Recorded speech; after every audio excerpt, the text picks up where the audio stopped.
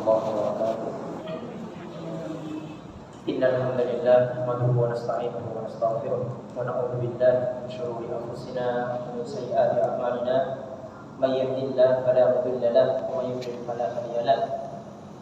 أشهد أن لا إله إلا الله وحده لا شريك له وأشهد أن محمدا عبده ورسوله لا نبي بعده. اللهم صل وسلم على سيدنا محمد وعلى آله وصحبه أجمعين. أما بعد فيا عباد الله أوصي نفسي وإياكم بتقوى الله وقد فاز المتقون ولا تموتن إلا وأنتم مسلمون.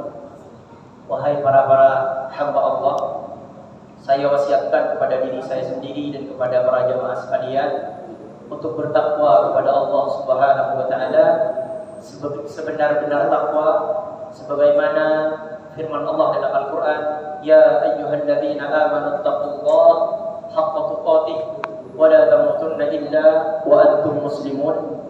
Wahai orang-orang yang beriman, bertakwalah kalian kepadaku, kata Allah, sebenar-benar takwa, dan jangan pernah mati kecuali dalam keadaan selamat. Hadirin rahimani wa rahimakumullah, sedikit saya akan ulas masalah takwa ini. Apa yang dimaksud dengan takwa itu? Banyak ulama kita yang menerangkan takwa itu artinya takut. Ada yang lebih detail lagi, yang dimaksud dengan takwa imtithalu awamirihi wajtinabu nawahihi, melakukan seluruh perintah Allah dan menjauhi seluruh larangan Allah. Kira-kira kalau kita mendefinisikan takwa yang didefinisikan oleh ulama yang sedetail tadi, apakah kita pantas disebut orang yang bertakwa? Sedangkan definisi dari takwa itu melakukan seluruh perintah Allah dan menjauhi seluruh larangan Allah. Tentu kalau takwa didefinisikan seperti ini, maka tidak ada manusia yang bertakwa. Kenapa? Karena perintah Allah banyak. Disuruh jangan bergosip. Ya ayyuhalladzina amanu tanibu katsiran minadh-dhann, jangan kalian berburuk sangka. La yasmar qaumin qaum, jangan saling mencaci maki. Ternyata banyak orang beriman, banyak orang muslim itu tidak bisa meninggalkan ini. Juga banyak di antara kita masih lalai terhadap sunnah-sunnah yang diajarkan oleh Rasulullah SAW.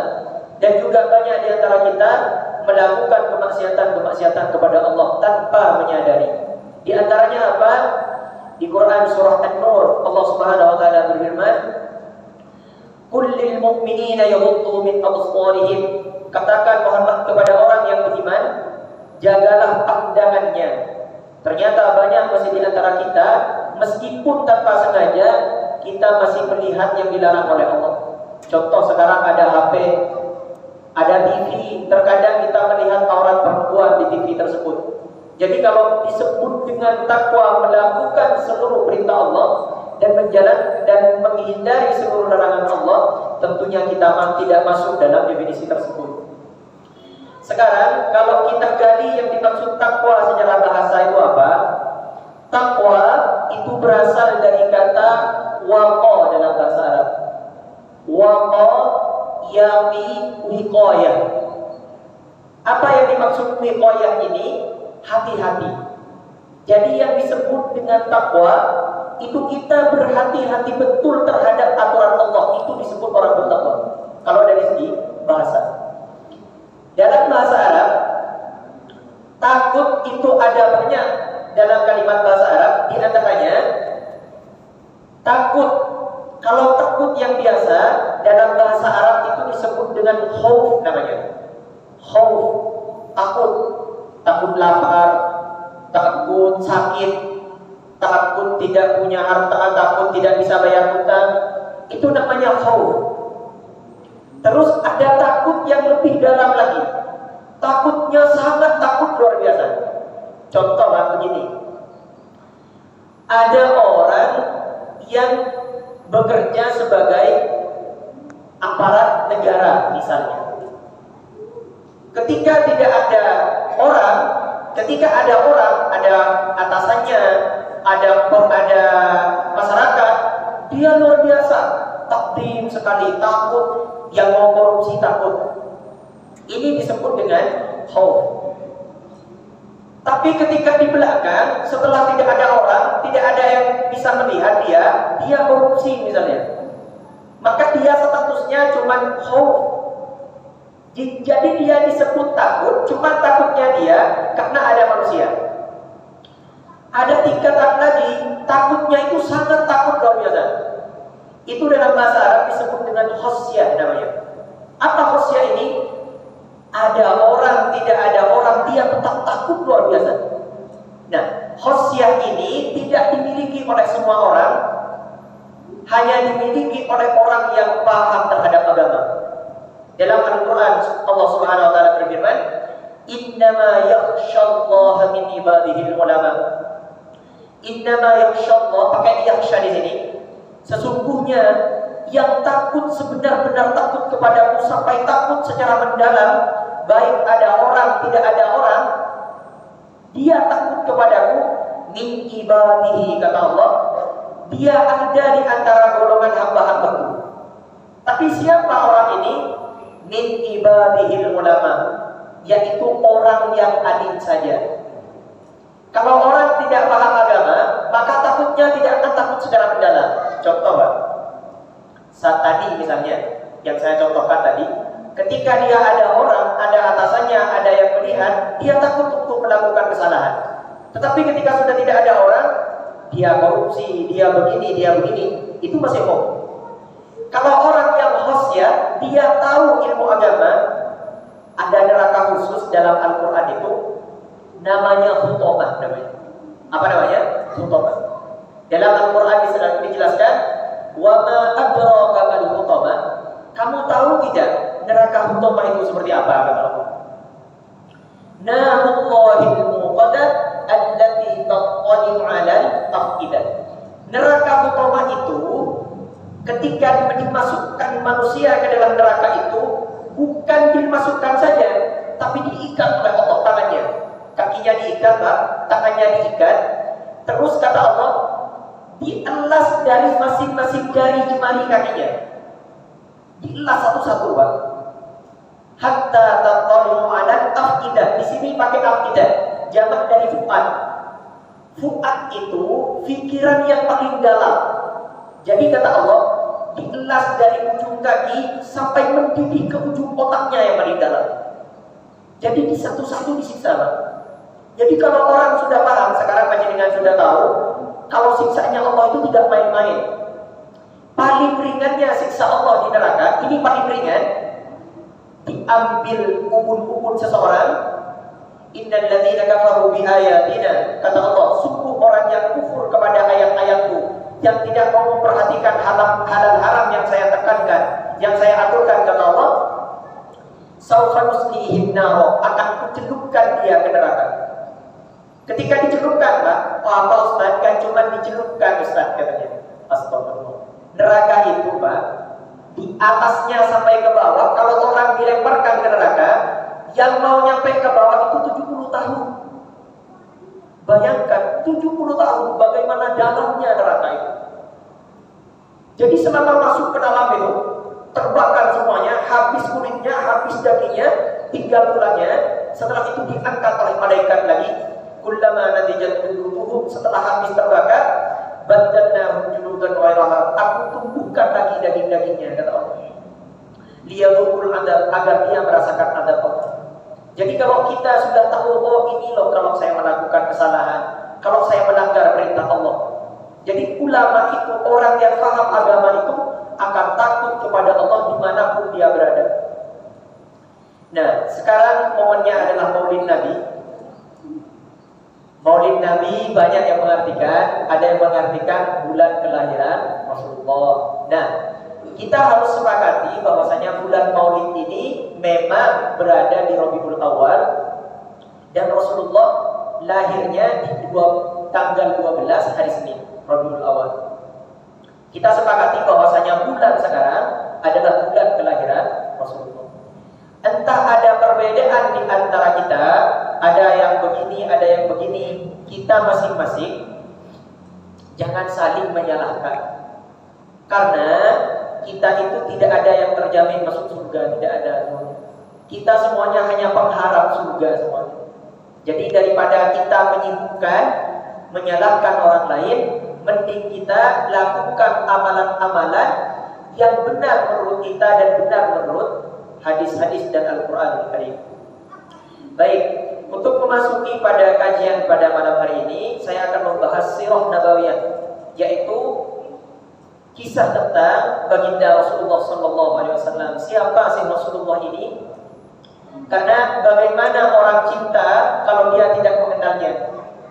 Maka insya Allah kita akan mengenal sosok beliau Nabi besar Muhammad SAW.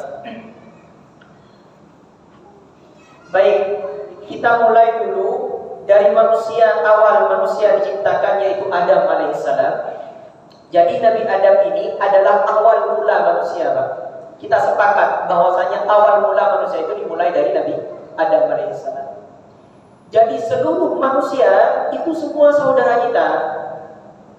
Bahkan lain agama pun dengan kita itu tetap saudara kita dari segi fisiknya.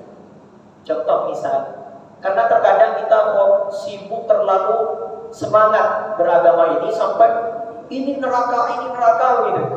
Coba misal sampai punya anak 2 orang. Yang satu ini Allah beri hidayah, dia masuk Islam. Ternyata yang satunya gara-gara pergaulan bebas dia pindah ke agama lain. Rela tidak? Sampai sebagai orang tua ya sudah, biarkan saja dia masuk neraka. Tidak rela, Pak. Kenapa? Karena dia anaknya kita. Nah, anggaplah itu semua manusia ini bernasab sama, yaitu bapak kita Nabiullah Adam alaihissalam. Cuman doa kita, semoga Allah berikan hidayah kepada manusia yang tidak mengenal kepada Allah agar mengenal kepada Allah, dan apabila punya dosa semoga Allah mengampuni selagi dia membawa kalimat la ilaha illallah Muhammadur Rasulullah sampai meninggal dunia.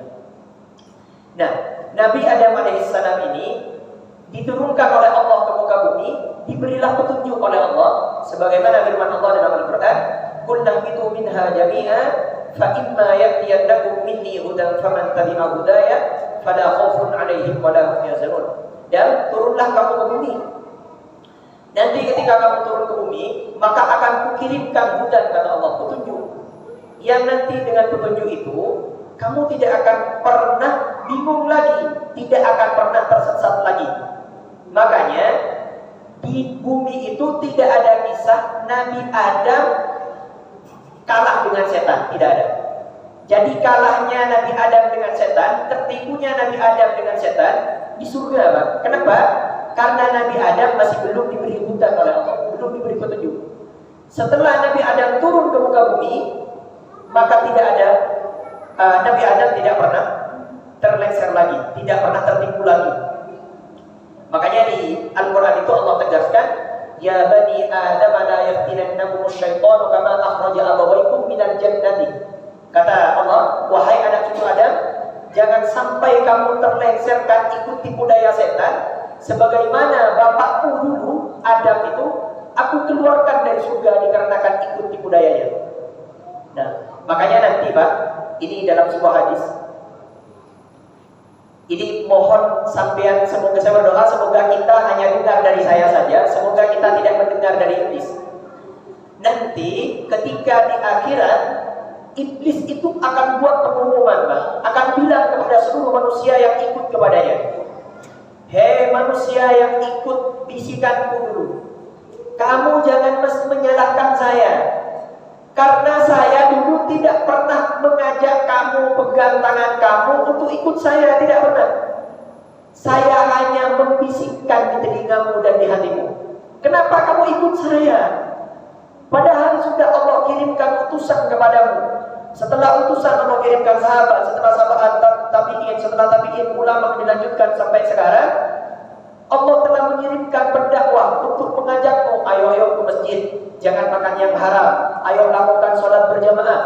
Ternyata, kenapa kamu malah ikut bisikan saya, sedangkan kamu tidak pernah melihat saya?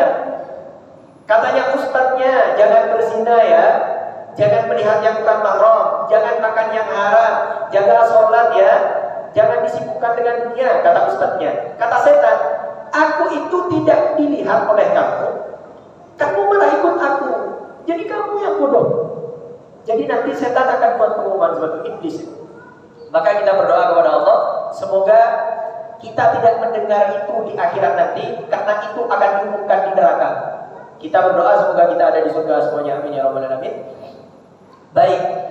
Nah, setelah Nabi Nuh alaihissalam dilanjutkan dengan Nabi Allah Idris alaihissalam. Ini tapi sudah beberapa generasi, Pak. Setelah Nabi Idris, setelah itu dilanjutkan oleh Nabi Nuh alaihissalam. Nabi Nuh ini dikenal dengan perahunya yang besar. Perahunya yang besar. Dakwahnya Nabi Nuh ini, Pak, 950 tahun berdakwah. Kalau karena ini sejarah, barangkali ada pendapat lain daripada ulama kita, daripada ustaz kita fair-fair saja. Karena ini bukan hukum, ini bukan tauhid, tapi ini sejarah. Kita ambil hikmahnya saja kalau sejarah. Nah terus, sedangkan Nabi Nuh itu mengajak para umatnya, itu tidak ada yang mau, Pak. Tidak ada yang mau. Kebanyakan umatnya Nabi Nuh itu banyak yang durhaka kepada Allah Subhanahu wa taala. Banyak yang menghina, banyak yang mencaci maki, sampai suatu ketika bilang umatnya ini, "Nuh, jangan kamu janji saja, cerita kamu itu kan cerita dongeng saja. Ayo kirimkan, buktikan apa azab Allah yang akan kamu kirimkan kepada saya." Akhirnya Nabi Nuh mengangkat tangan kepada Allah, "Ya Allah, tolong hancurkan mereka semua." Ini, Pak, perhatikan, ini ada hikmah dalam kisah ini. Ada dua nabi yang sama-sama dihina. Pertama Nabi Nuh, yang kedua Nabi Ibrahim. Kalau Nabi Nuh berdoa untuk mencelakakan umatnya, sedangkan Nabi Ibrahim tidak. Ketika bapaknya diajak oleh Nabi Ibrahim, "Ayo Pak, ikut saya. Tuhan yang Bapak sembah ini tidak bisa memberikan manfaat dan tidak bisa memberikan mudarat." Ternyata kata bapaknya, "Kalau kamu tidak berhenti menasihati Ibrahim, akan kubunuh kamu, akan kucelakai kamu." Apa kata Ibrahim? "Pak, aku akan mohonkan ampun kepada Allah atas dosa Bapak, karena Tuhanku itu Maha Pengampun." Luar biasa. Beda dengan Nabi Nuh. Nabi Nuh langsung, "Nuh, buktikan omongan kamu itu.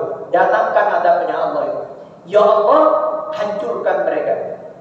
Jadi kata para ulama, seseorang yang mendoakan jelek kepada orang lain, maka Allah akan mengambil salah satu keluarganya untuk juga jelek. Di antara kisahnya siapa? Allah pilih Kan'an untuk menjadi musuhnya Allah. Ketika dipanggil oleh Allah, "Nah, ayo naik." Ternyata tidak mau, akhirnya Allah tenggelamkan Kan'an. Jadi kita, kalau kita dicaci maki oleh orang lain, apapun saja, usahakan doa kita, doa yang terbaik. Ya Allah, ampunilah dia.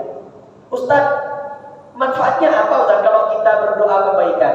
Manfaatnya, Nabi Ibrahim ketika mendoakan kebaikan kepada orang lain, Allah lahirkan dari rahim istrinya kedua nabi. Pertama Ismail, kedua Ishak.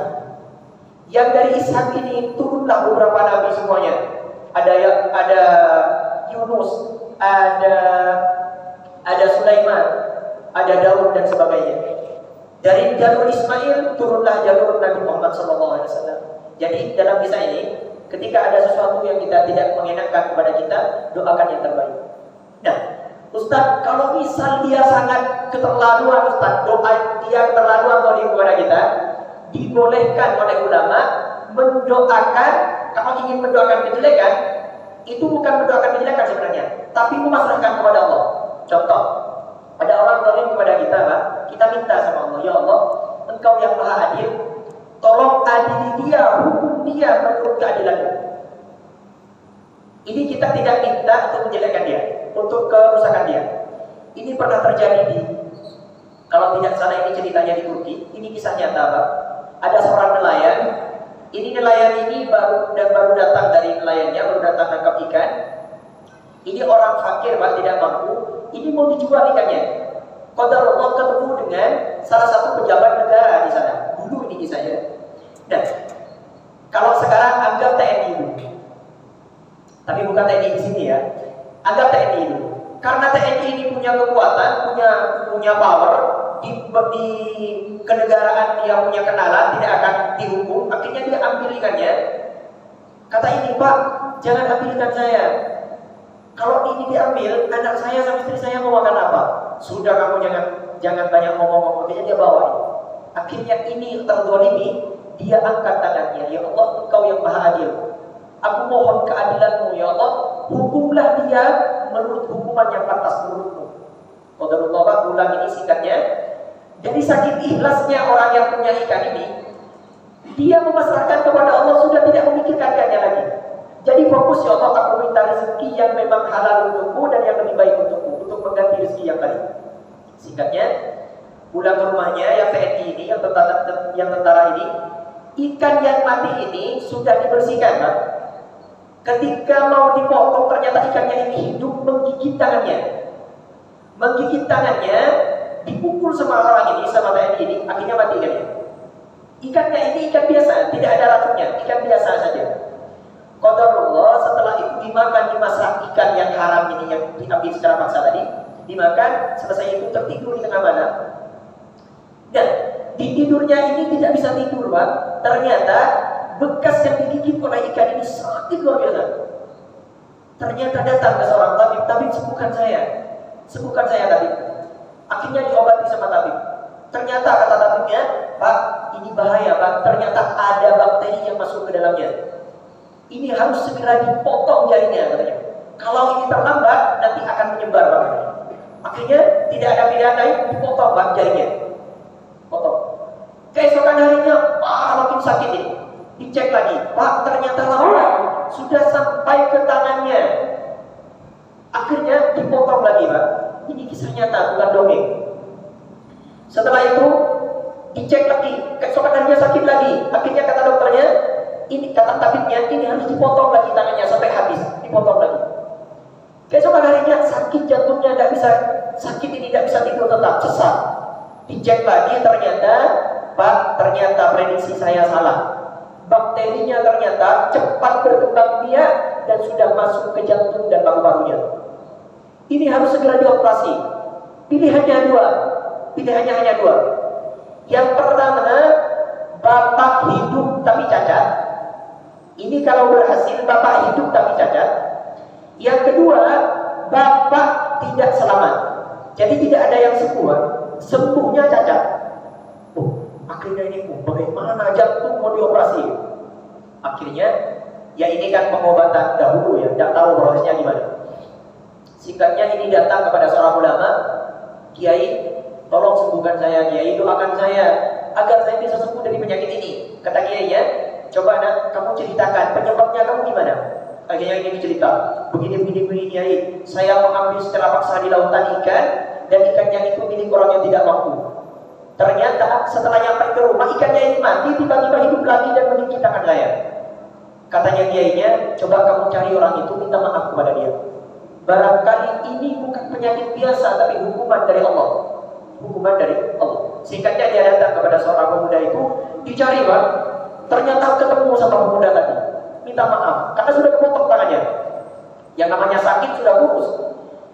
Nah, mohon maafkan saya. Kenapa, Pak? Ketemu tiba-tiba minta maaf. Saya ini dulu yang ngambil ikan kamu secara paksa. Terus bilang, yang mana ya, Pak? Dari sakit ikhlasnya dia, pasrahnya kepada Allah, sampai dia lupa bahwasanya orang ini pernah mengambil ikannya. Singkatnya diingat lagi sama orang ini. Oh iya, Pak, saya ingat dulu. Nanya orang ini, yang TNI ini, coba nak, kenapa kok saya bisa sakit seperti ini? Ceritakan, setelah saya ngambil ikan kamu, apa yang kamu lakukan? Apakah kamu menyihir saya, datang ke dukun? Ya tidak. Jadi saya, Pak, hanya angkat tangan saya bilang kepada Allah, wahai Zat yang menciptakan saya, wahai Zat yang Maha Adil, aku mohon keadilan-Mu. Hukumlah dia menurut hukuman yang pantas bagi dia. Ternyata kata dia, nah sekarang coba minta kepada Allah, doakan saya, mohon ampunkan dosa saya. Nah, baik, Pak, ya Allah, karena ini sudah minta ampun, ampunilah dosanya. Apabila penyakit di tubuhnya ini disebabkan oleh dosa karena dia mengambil saya, mohon hancurkan penyakitnya dan sembuhkan dia atas izin-Mu, ya Allah. Qadarullah, selesai doa itu, Pak, sembuh total. Ketika datang ke tempat tabib tadi, tabibnya heran. bisa hilang ini, padahal bakterinya ini sudah berkembang biak banyak di dalam.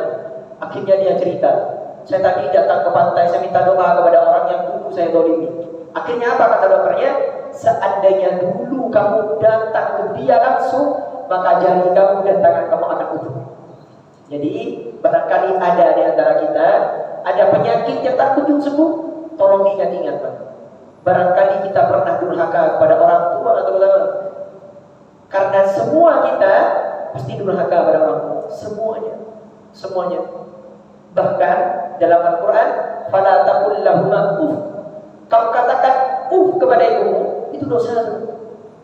Kadang di antara kita jangankan orang tua kita berbicara yang bukan hanya di ini yang Astagfirullah. Semoga kita diampuni oleh Allah Subhanahu wa taala. Jadi kalau ada sesuatu yang tidak mengenakan kepada kita, segeralah minta ampun kepada Allah dan ingat-ingat dosa apa yang pernah kita perbuat. Dilanjutkan kepada Nabi Nuh alaihissalam. Nabi Nuh ini punya anak empat. Di antaranya adalah Sam, Yafith, dan Kan'an, dan siapa satunya? Nah, Kan'an ini yang tenggelam mati itu. Nah, yang kita bahas adalah dari Sam, karena nanti yang dari Sam ini akan lahir dari Rasulullah. Nah, perlu saya tegaskan lagi, kemarin saya sudah sampaikan bahwasanya yang ikut bahtera Nabi Nuh itu, yang ikut perahu Nabi Nuh itu sudah saringan, Pak. Jadi yang durhaka umatnya Nabi Nuh itu semuanya itu habis sudah dulu. Jadi ini sudah disaring oleh Allah. Yang selamat saja sekarang itu, yang kafir itu, yang tidak masuk Islam, orang tuanya dulu dia beriman kepada Allah. Karena kalau tidak beriman, tidak akan ada dia. Karena orang tuanya yang durhaka dulu itu habis semuanya, dihanyut oleh banjir. Yang selamat dalam bahtera itu hanya 80 orang. Dalam ilmuwan tafsir sepakat semuanya, yang selamat di perahu itu hanya 80 orang. Jadi bayangkan, seandainya dulu tidak banjir, kayak apa jahatnya Fir'aun sudah jahat Pak, sudah ngaku Tuhan. Orang tuanya Fir'aun itu masih yang ikut 80 orang ini. Kita bisa bayangkan seandainya ada anak keturunannya Kan'an itu kayak apa, pacangkan luar biasa. Maka ini sudah 80 orang yang disaring oleh Allah Subhanahu wa taala. Setelah itu yang Nabi Nuh ini seterusnya terus ke keturunannya berada di bangsa Ad namanya.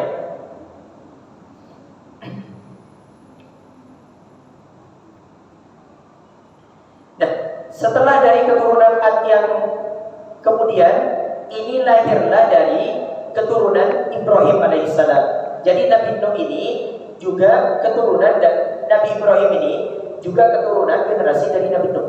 Nah, dulu dari generasi-generasi ini tidak langsung, jadi setelah Nabi ini berakhir tidak langsung ada Nabi. Jadi masih ada lama pergantian Nabi.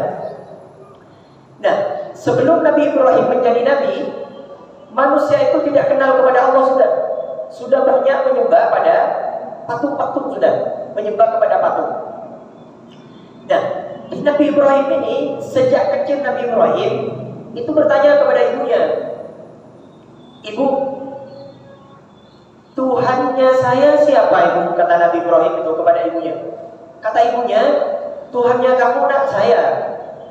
Terus kalau Tuhannya saya itu ibu, Tuhannya ibu siapa? Bapak kamu, katanya. Kalau Tuhannya bapak siapa? Namrud, katanya. Raja di situ Namrud. Kalau tuannya Raja Namrud siapa? Ya bapaknya Raja Namrud. Kalau tuannya bapaknya Raja Namrud siapa? Terus Pak. Jadi itu banyak Tuhan dulu. Tuannya tidak jelas. Sampai Nabi Ibrahim ini tidak pernah menyekutukan Allah. Dari sejak beliau terlahir sampai besar tidak pernah ikut menyekutukan Allah. Kenapa? Karena dari rahim dari generasi Ibrahim nanti akan muncul Rasulullah SAW. Jadi Nabi Ibrahim ini tidak pernah menyekutukan Allah. Singkatnya, Nabi Ibrahim setelah besar, mungkin ini sudah sering dikisahkan, melihat bulan, melihat matahari, apakah ini Tuhan saya? Akhirnya Nabi Ibrahim memutuskan bahwasanya Tuhannya Nabi Ibrahim adalah yang menciptakan langit dan seisinya ini. Inni wajjahtu wajhiya lilladzi fataras samawati wal ardh hanifan musliman wa ma ana minal musyrikin, dan seterusnya. Nah, seterusnya Nabi Ibrahim ini punya istri namanya Sarah, Pak. Punya istri namanya Sarah. Kemudian dibawa hijrah ke Sam oleh Nabi Ibrahim alaihissalam, yang kemudian lewat di daerah Mesir. Mesir waktu itu rajanya bernama Sanusart I. Bahasa ini kata bahasa Mesir, Sanusart I. Jadi Fir'aun itu bukan nama orang, tapi nama jabatan. Kalau di Indonesia presiden, Pak. Kalau di Mesir itu Fir'aun zaman dulu. Nama penguasanya Sanusart. Nah, Sanusart ini punya anak perempuan cantik luar biasa anaknya. Punya anak perempuan cantik luar biasa, namanya Hajar. Nah, ketika Nabi Ibrahim dan Sarah lewat di sana, akhirnya Nabi Ibrahim dan Sarah ini bukan ditangkap bahasanya. Tapi Sarah ini mau dinikahi oleh Fir'aun ini. Tapi qadarullah itu tidak jadi dengan hikmah Allah, tidak jadi untuk dinikahi oleh Fir'aun. Karena Sarah ini dibawa, karena Sarah ini orang yang takwa kepada Allah. Ini bertakwa kepada Allah Sarah ini. Akhirnya dari saking dibawanya Sarah, Fir'aun menghadiahkan anaknya kepada Sarah, bernama Hajar alaihissalam. Nah, dalam buku sejarah ada dua pendapat. Yang pertama mengatakan Sarah Hajar ini budaknya Fir'aun. Ada yang berpendapat Hajar ini anaknya Fir'aun. Bukan Fir'aun yang di zamannya Nabi Musa ya, tapi Fir'aun dulu ini masih belum ada ini. Fir'aun yang zamannya Nabi Musa ini masih belum lahir. Terus ada pendapat lain, Hajar ini orang Ethiopia, bukan orang Mesir. Terserah mau ngambil yang mana, tapi kalau saya pribadi ngambil yang Mesir. Nah, kemudian Hajar ini dibawa oleh Sarah. Jadi Hajar ini bukan budaknya Ibrahim, tapi budaknya Sarah. Nah, karena Sarah ini tidak punya anak dengan Ibrahim, akhirnya Hajar bilang, Sarah ini bilang kepada Ibrahim, Ibrahim nikahi Hajar. Kenapa? Karena orang yang tidak punya anak, Pak, ini kebanyakan orang salah dalam kepercayaan di masyarakat. Katanya, kalau orang menikah tidak punya anak, itu harus ngambil anak. Itu sebenarnya kalau dalam hukum fikih itu, kalau ulama yang hati-hati itu tidak memperbolehkan. Kenapa? Karena kalau ngambil anak, misal yang diambil perempuan, Pak, yang diambil perempuan, nanti ketika besar, aurat dia sama orang tua laki-lakinya. Tubuhnya di aurat, harus pakai kerudung terus, tidak boleh saliman dengan bapaknya, dengan bapak asuhnya. Kalau yang diambil laki-laki, aurat kepada ibunya. Ibunya tidak boleh buka kerudung di depannya, haram. Nah, ada cara bagaimana kalau orang yang tidak punya anak, dia punya anak, kalau ingin mengikuti kisah Nabi Ibrahim dan Hajar dan Siti Sarah ini, caranya, mohon maaf, ini bukan mau mendukung salah satu laki-laki atau perempuan, ini sejarah. Jadi yang laki-laki itu suruh nikah. Jadi kalau ada suami istri tidak punya anak, yang laki-laki itu suruh nikah. Karena misalnya ini ketika Hajar dinikahi oleh Nabi Ibrahim, ternyata berapa kemudian Allah juga anugerahkan kepada Sarah seorang anak. Nah, jadi kalau ingin mengikuti sejarah, kalau orang tidak punya anak, sudah pertama beristri, boleh minta izin kepada istrinya untuk nikah lagi. Lanjutkan ini.